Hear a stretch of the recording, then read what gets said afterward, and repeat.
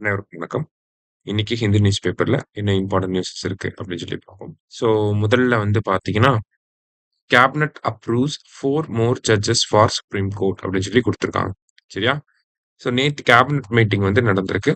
அதுல என்ன பண்ணியிருக்காங்க அப்படின்னா, சுப்ரீம் கோர்ட் ஜட்ஜஸோட எண்ணிக்கைய வந்து அதிகப்படுத்தலாம் அப்படின்னு சொல்லி அப்ரூவல் வந்து குடுத்துருக்காங்க.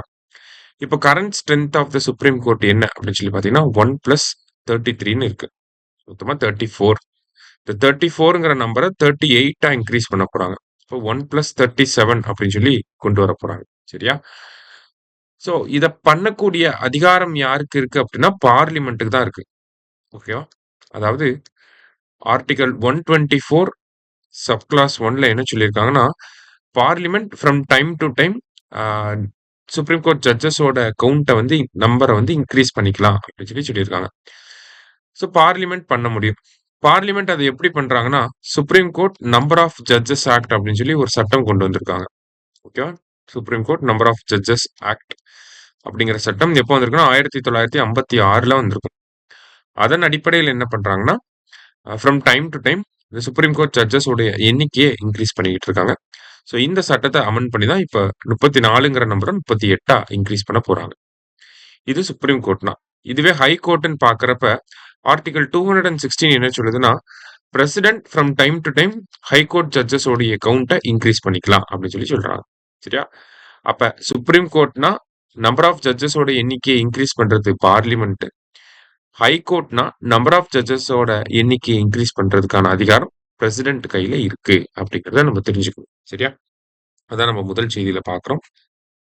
அடுத்த செய்திய பார்க்கறதுக்கு முன்னாடி, நம்ம இன்ஸ்டிடியூட்ல வந்து பார்த்தீங்கன்னா, மேத்ஸ ஸ்ட்ரெங்தன் பண்றதுக்காக, மேத்ஸ்ல வீக்கா இருக்கக்கூடிய ஆஸ்பிரண்ட்ஸ்க்காகவே இந்த பெரிமீட்டர் அப்படிங்கிற ஒரு கிளாஸ வந்து போடப் போறாங்க. சரியா? ஒரு மேத்ஸ் மட்டுமே இருக்கக்கூடிய ஒரு கிராஷ் கோர்ஸ் இது.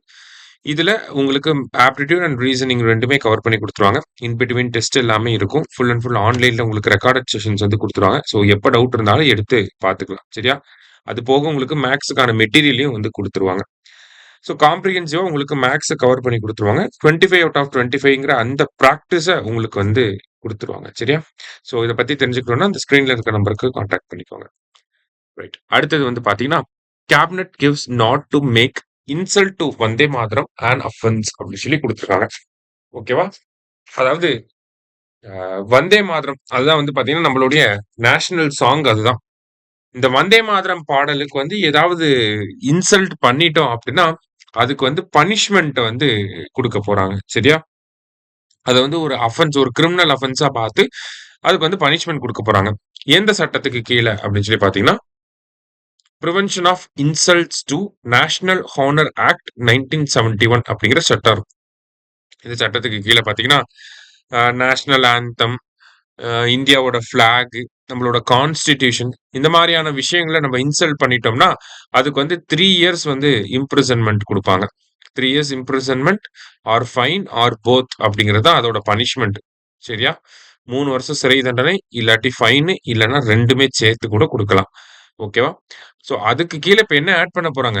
நேஷனல் சாங்கையும் ஆட் பண்ண போறாங்க. இப்ப நம்ம நேஷனல் சாங்க ஏதாவது அவமதிச்சுட்டோம் அப்படின்னா, நமக்கும் 3 இயர்ஸ் இம்ப்ரிசன்மென்ட் இல்ல ஃபைன் இல்ல 2மே வர்றதுக்கு வாய்ப்புகள் வந்து இருக்கு. சரியா? ஸோ அததான் இங்க வந்து குடுத்துருக்காங்க. அதுக்கப்புறமா வந்தே மாதரம். வந்தே மாதரம் அப்படிங்கிறது 150 இயர்ஸ் ஆஃப் வந்தே மாதரத்த நம்ம செலிப்ரேட் பண்ணிட்டு இருக்கோம். 1875ல பங்கிம் சந்திர சாட்டர்ஜி வந்து பாடியிருப்பாரு. அந்த வந்தே மாதரத்தை எழுதியிருப்பாரு. அதன் பிறகு வந்து பார்த்தீங்கன்னா, 1896ல ரவீந்திரநாத் தாகூர் தான் அத ஃபர்ஸ்ட் பாடியிருப்பாரு. எங்கன்னா காங்கிரஸ் செஷன்ல கல்கத்தால நடந்த காங்கிரஸ் செஷன்ல. அப்ப கல்கத்தால நடந்த காங்கிரஸ் செஷனோட ஹெட் யாரா இருந்தாங்கன்னா, ரஹ்மத்துல்லா சயானி வந்து இருந்தாரு. அதுக்கப்புறம் என்னாச்சு அப்படின்னு சொல்லி பார்த்தீங்கன்னா, 1937ல காங்கிரஸ் கட்சி இந்த வந்தே மாதரம் அப்படிங்கிற பாடல காங்கிரஸ் கட்சியோட தேசிய பாடலாக கொண்டு வந்திருப்பாங்க. வந்தே மாதரம் அப்படிங்கிற பாடல் வந்து 6 ஸ்டான்ஸா இருக்கும். அதுல மொத 2 ஸ்டான்ஸாவ மட்டும் என்ன பண்ணியிருப்பாங்கன்னா, அவங்க காங்கிரஸ் கட்சி வந்து அவங்களோட நேஷனல் சாங் ஆஃப் காங்கிரஸ் பார்ட்டியா கொண்டு வந்திருப்பாங்க.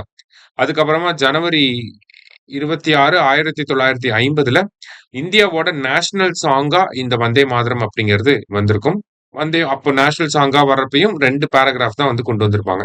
இப்ப ரீசென்ட்டா பிப்ரவரி மாசம் நம்ப கவர்ன்மெண்ட் என்ன பண்ணியிருப்பாங்க அப்படின்னா, வந்தே மாதரத்தோட 2 ஸ்டான்ஸா இல்லாம 6 ஸ்டான்ஸாவையும் பாடணும் அப்படின்னு சொல்லி ஒரு ரெகுலேஷன வந்து கொண்டு வந்திருப்பாங்க. சரியா? அது மட்டும் இல்லாம இந்த மொத்த 6 ஸ்டான்ஸாவையும் 3 நிமிஷம் 10 செகண்ட்குள்ள பாடி முடிக்கணும் அப்படிங்கிறத சொல்லியிருப்பாங்க. 3 மினிட்ஸ் 10 செகண்ட்ஸ்குள்ள பாடி முடிக்கணும் அப்படிங்கிறத சொல்லியிருப்பாங்க. இன்கேஸ் ஒரு விழாவுல வந்தே மாதரம், ஜனகணமன 2மே பாட போறீங்க அப்படின்னா, ஃபர்ஸ்ட் வந்தே மாதரம் பாடியிருக்கணும். அதுக்கப்புறம் தான் ஜனகணமன பாடணும் அப்படிங்கிற ரெகுலேஷனையும் சமீபத்துல கொண்டு வந்திருக்காங்க. இதெல்லாம் எக்ஸாம்ல கண்டிப்பா கேட்பாங்க. நல்லா நோட் பண்ணி வச்சுக்கோங்க. சரியா? ரைட். ஸோ இன்னைக்கு நியூஸ் பேப்பர்ல முக்கியமான விஷயங்களை வந்து பார்த்துருக்கோம். நன்றி. சுரேஷ் IAS அகாடமி வெற்றியின் முகவரி.